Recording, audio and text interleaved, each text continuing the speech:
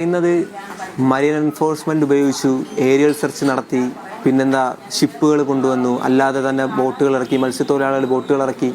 കേൾക്കുമ്പോൾ വലിയൊരു സംഭവമാണ് നടന്നത്. പക്ഷേ എപ്പോൾ, എത്ര സമയം, എങ്ങനെ നടത്തി, ഇതാണ് വളരെ പ്രധാനം.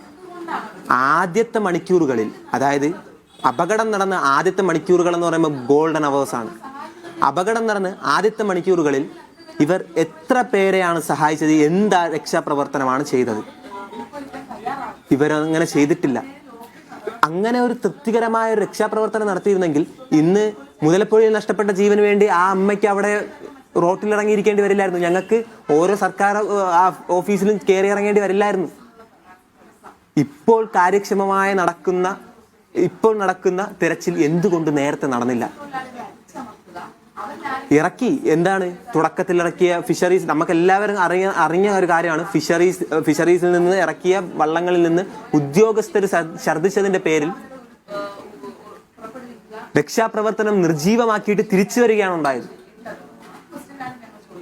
നമ്മൾ ഏരിയൽ സെർച്ച് വേണമെന്ന് റിക്വസ്റ്റ് ചെയ്തതിനു ശേഷം അടുത്ത ദിവസം 1:30 ശേഷമാണ് ഏരിയൽ സെർച്ച് നടക്കുന്നത്.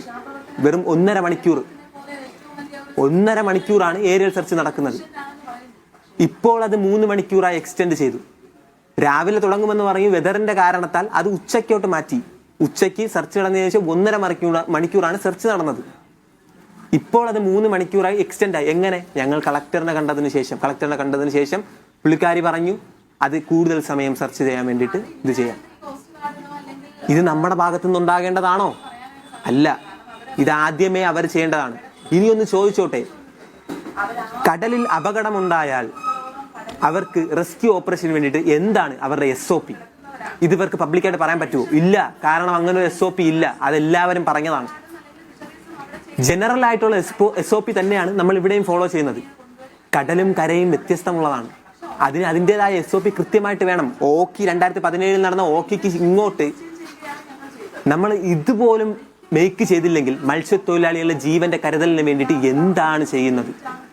ഞാൻ ഒരു പാർട്ടിക്കും വേണ്ടി സംസാരിക്കുന്നതല്ല, ഒരു രാഷ്ട്രീയവൽക്കരണത്തിന് വേണ്ടി സംസാരിക്കുന്നതല്ല. നഷ്ടപ്പെട്ടുകൊണ്ടിരിക്കുന്നത് മത്സ്യത്തൊഴിലാളികളുടെ മക്കൾക്കും അവരുടെ വീട്ടുകാർക്കുമാണ്.